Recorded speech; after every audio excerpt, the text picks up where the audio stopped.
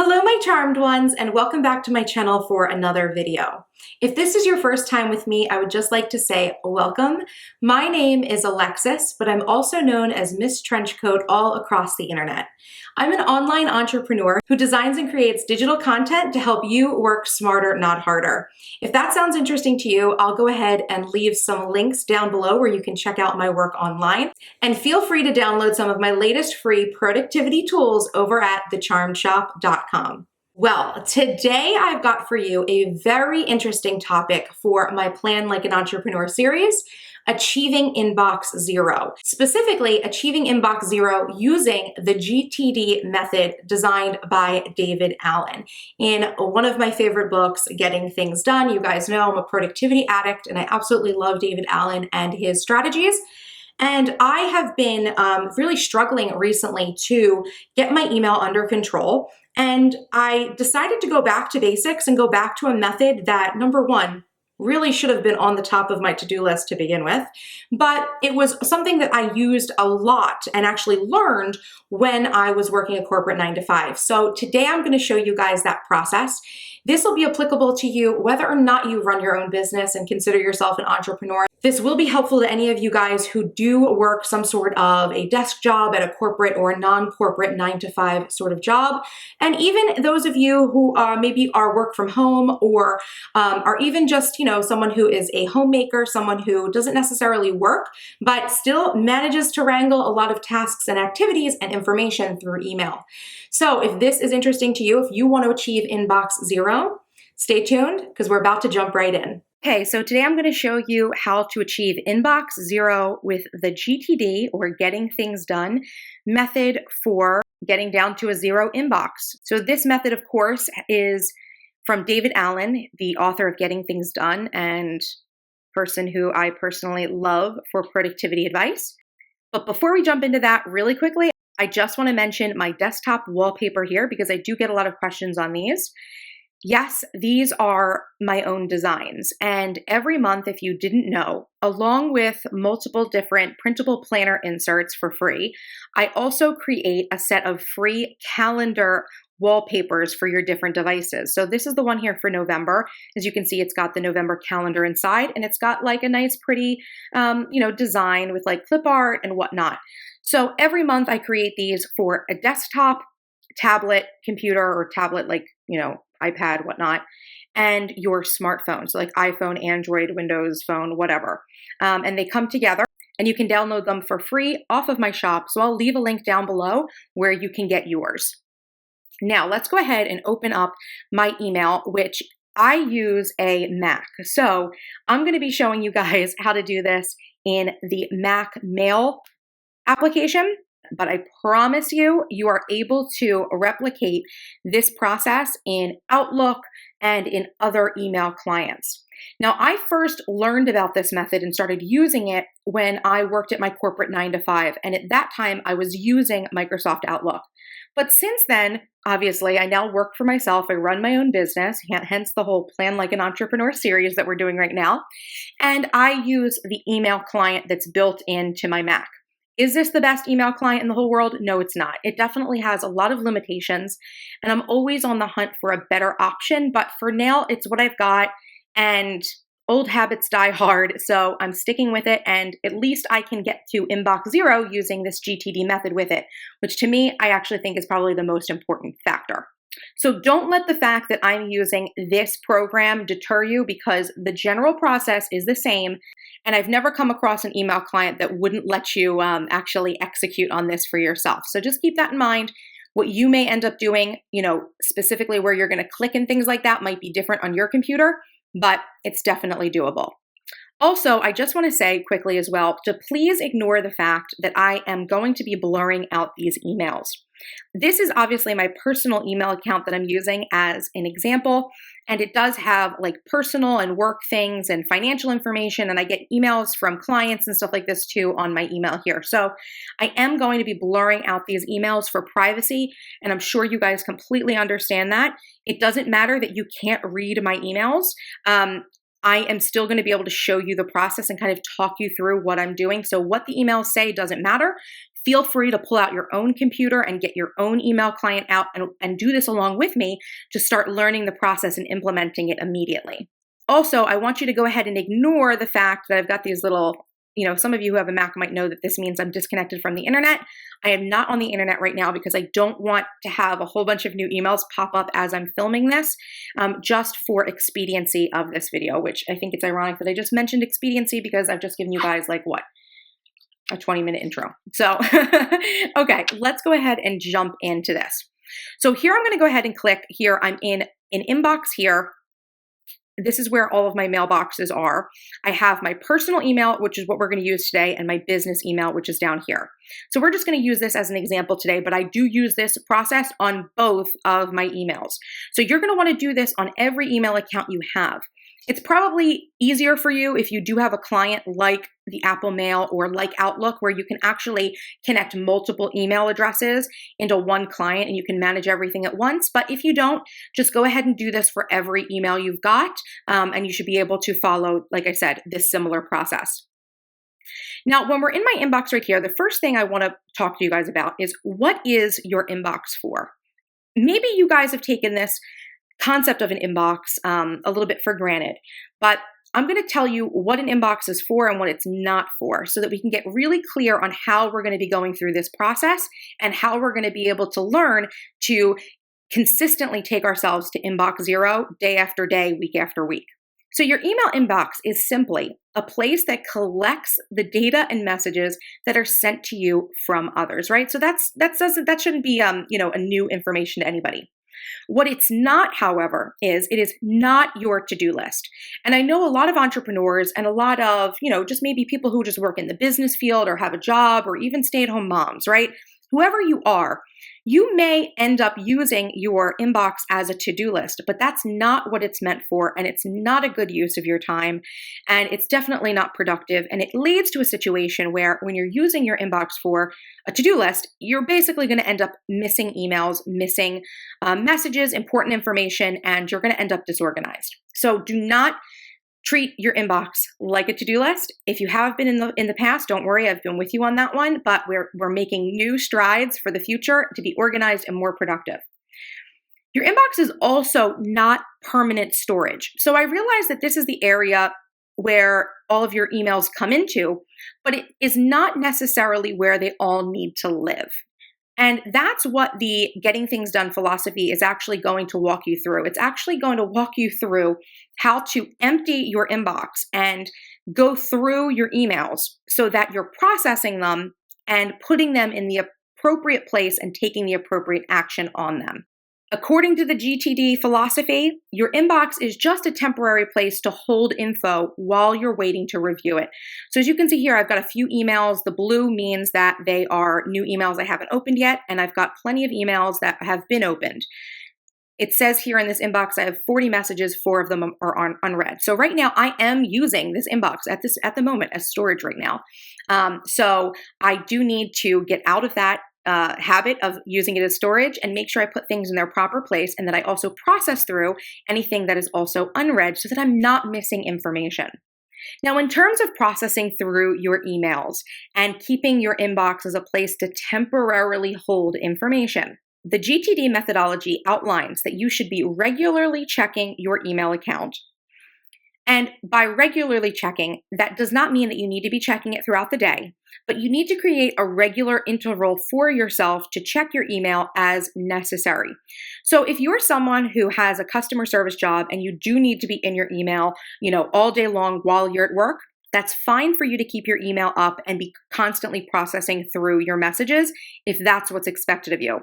But anyone else who has a job that's not reliant on everything in your email, where you actually have tasks that you need to do that aren't necessarily related to replying immediately to emails, you should probably think about organizing your day and selecting a few times during the day where you will be able to reply to emails. Now, for some of you, it might mean that you'll spend some time in the morning and maybe in the afternoon, and then maybe a little bit time before you leave work or leave the office for the day. But what that schedule is, it's really up to you, but it's important that you do try to stick with it, because email can be a very big distraction for most people. So you want to minimize the amount of time that you're spending within your email inbox. Now, I do get a lot of questions from people about how you're supposed to get away with not checking your email all day, even if you have a job where, let's say you're a salesperson that works in a territory and you drive around to clients. Obviously, there's times you're going to be in the car or you're going to be in customer meetings and you're not going to be able to get back to someone immediately on email. But you may still be in a situation where you need to keep an eye on your email so that if an emergency comes up, you're able to quickly respond. Now, what I love about GTD and David Allen is that they recommend that what you do is actually put an out of office on your email, whatever your default email is, if this is personal or work, that basically tells people that you only check the email at whatever those designated times are, so that if they have an emergency, they need to reach you via a different method. So maybe you give them your phone number, or your office number, or your cell phone, or something like that, or tell them to text you. So I'm not going to actually be walking you guys through that out of office message today because it's not necessarily part of the email inbox zero, but it's something that you should be thinking about as a professional, as someone who is busy. If your job is not to respond to email, then you may find that using an out of office that tells people, that alerts people that, hey, I'm out of the office today seeing customers. I will be checking my email around this time and around this time. If this is a true emergency, please call me on my cell, something like that, right? So try using that if you are someone who feels like email really is bogging down your workday and constantly interrupting you. That may be something that you will want to consider. And absolutely, make sure that it's okay with your boss that you're doing it. But if you are obviously an entrepreneur, you're someone who works himself, then, you don't need anyone's permission to go ahead and put that out of office on there. And it kind of gives you a little bit of breathing room so that you have time to work on your actual work on your to-do list and not deal with new tasks and new requests that are constantly popping up through email. Okay, so now let's go ahead and jump into the actual process for setting up your email inbox for productivity and GTD within this method. So the first thing that you need to do with your email inbox, and for each of your email inboxes, if you have more than one, is you need to create two folders, two subfolders or files. One of them called in progress and one of them called reference. Because essentially what you're going to be doing as we go through and review your emails, right? You are going to actually be doing one of a few things, and that's actually step 2.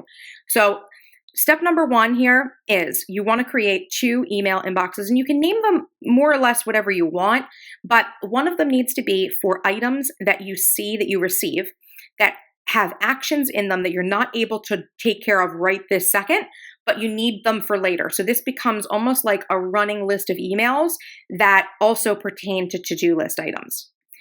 And then the second one, reference, is going to be a place where you're going to put any items that are for reference, right? So something that you need to keep for later as well. So maybe it's not something that you're going to specifically act on. Maybe it belongs to a project, or maybe it's just like an FYI for schedules or holidays or processes or systems within your, your business or your organization, but something that you're not going to need to necessarily act on, but you want to keep should be in your reference folder. Okay, so now jumping into step 2 of this process of getting to inbox 0 is actually when we're going to go through and process our emails according to GTD. So in the GTD process, what you're supposed to do is go through and open up and look at each of your emails, and you need to make a decision about how to categorize them or how to take action on them. So the first option that you have for how to take action on an email is if an email is asking you to do something that will take you 2 minutes or less to accomplish, you're supposed to act on that immediately, right? So when you get an email, if it's something that you can quickly process, let's say your boss emails you and they're asking for a phone number for someone and you've got it on your phone, and really quickly right now, you could easily just reply to that email and then get that task done with. You're supposed to go through and process any of those 2-minute actions that come into your inbox. Now, right now, I don't want you to process through those actions right this second, because right now you probably have an inbox full of emails that needs to be cleared out first before we get to that. But keep that in mind. According to GTD, anything that takes 2 minutes or less to do, you should be doing it immediately and then deleting the email or filing it away in reference if it's something you need to file. The next option for how you can take action on an email is to delete it. So let's say that you're going through your emails and you are just seeing, emails that are just maybe like a sale for something that you're, subscribed to, or it's maybe just, an FYI that goes out every Monday morning to the team, something like that. Something that you have read, you look at it and I don't have to act on this and I don't need to keep this for future reference for something else I'm working on. You can go ahead and just delete any of those. So as you're processing, as you're going through these emails, you're going to delete anything that you don't need. The next option for acting on an email could be that you get an email that has a task in it, something for you to do, but it's not something that you're able to achieve in 2 minutes or less. So what you're going to do is take those emails and you're going to put them into your in progress folder. So you'll just take them and drop them into in progress so they're not holding up space in your inbox so that you've processed through them. The next option for how to take action would be if you have an email that is purely reference. You're going to go ahead and take that email and drop it into your reference folder so that you have it for future reference. So it's not being stored in your inbox. You're actually going to put it somewhere where you can easily search for it later. So that's where anything goes that you don't need to act on, but it's information you may want to have handy in the future. And then there's a final option for how you can act on an email that actually slightly relates to the in progress. And that's for anything that pops up in your email that, let's say it is something that is in progress, but you know that it's related to a specific day or that you need to work on it on a specific day. What you're going to do in that situation is actually take the email and attach it to a calendar event. And I'm going to show you how to do that as we go through and process my email inbox. But doing this, attaching an email to an actual scheduled calendar event, actually makes it easier for you to manage your tasks, and it helps to remind you of something that might be important if you're worried that it might get lost in the emails in your in progress. And I guess I should also say at this point as well is that, again, your in progress file there is not your to-do list either. The point of this is not to transfer one inbox for another folder that's a to-do list.